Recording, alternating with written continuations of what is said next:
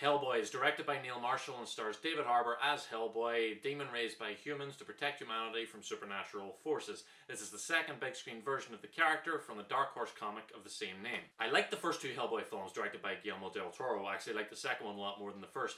They were fun, imaginative films with a very entertaining lead performance by Ron Perlman. So when I found out that they were going to make a new one with the sheriff from Stranger Things and a hard R rating, I thought it sounded okay. But as it turns out, I was wrong, and this film is kind of a complete mess. From the prologue, I could tell what I was in for. It's horribly rushed, and the narration is pretty bad and just describes exactly what's happening in the scene, and then the characters act out the scene in a way that makes the narration completely needless. The villain is immediately set up as weak and inept, with a "I want to kill loads of people because reasons" plan.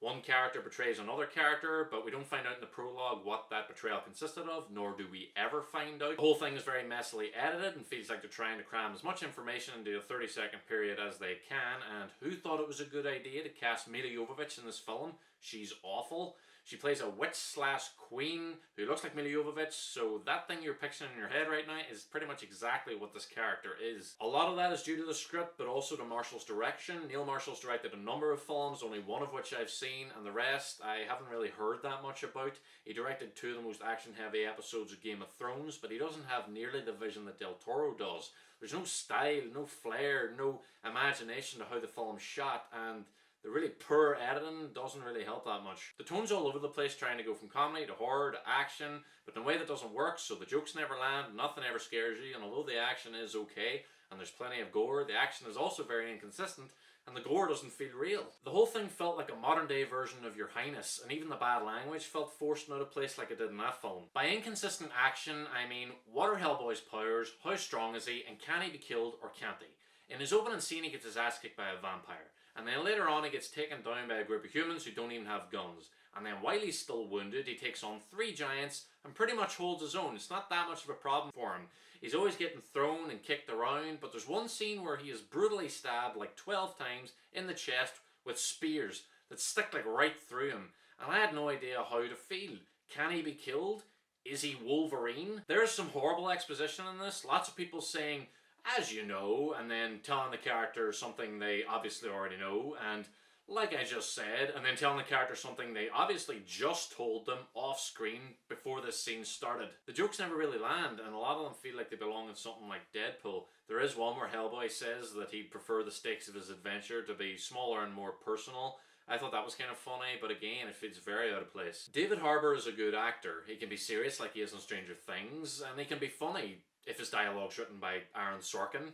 And he's fine here, but he doesn't really have the face, the voice, or the personality to shine through that much makeup. When Ron Perlman did it, you knew instantly that that was Ron Perlman, because you could see his face and hear his voice, and nobody else looks or sounds like that. The character here is not well developed or consistent. I couldn't nail down how he felt about things until the halfway point when he just blurts it out of fucking nowhere. A lot of that has to do with the father played by Ian McShane. They didn't establish the father-son relationship properly. At the beginning of the film they seem to be on very good terms, and then a short while later Hellboy's indicating to everybody else that no, he's actually always been a very cold and demanding father. The best scene in the film is their first scene together, where Hellboy is filing down his horns and his father's helping him. I thought it was really well done, but they never have that familiar kind of relationship in any other part of the film. This film shares its theme with Hellboy and the Golden Army, the second of Del Toro's films. Hellboy is a supernatural monster who kills other supernatural creatures to protect humanity, but he doesn't really belong to humanity.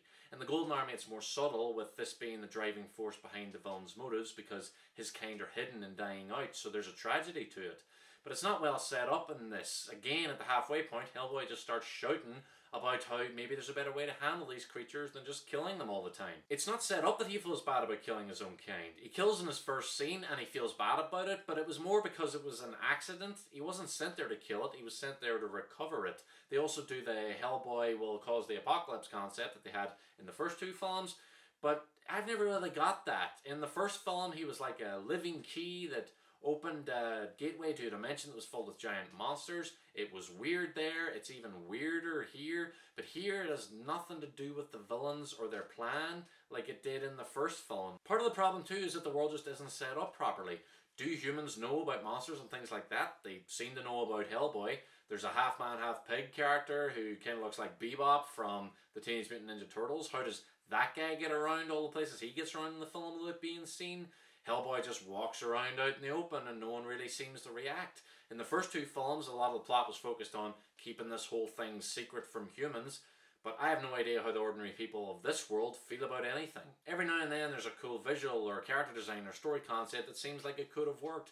Like a house on a giant pair of moving chicken legs, or what basically looks and sounds like Man-Bat from Batman the Animated Series, a secret upper-class club of English giant hunters, and the inclusion of Arthur, Merlin, and Excalibur all feel right at home in Hellboy's story, but there's just so much going on, and the script doesn't have any idea how to juggle it all. I'm going to give Hellboy a D. There is a lot more to talk about with this film, just so many wrong choices, bad line delivery, bad dialogue, and some truly horrendous ADR. There is a lot of material here for someone to make a video just tearing this thing apart, and I look forward to seeing that video because I just don't see myself ever watching this film again.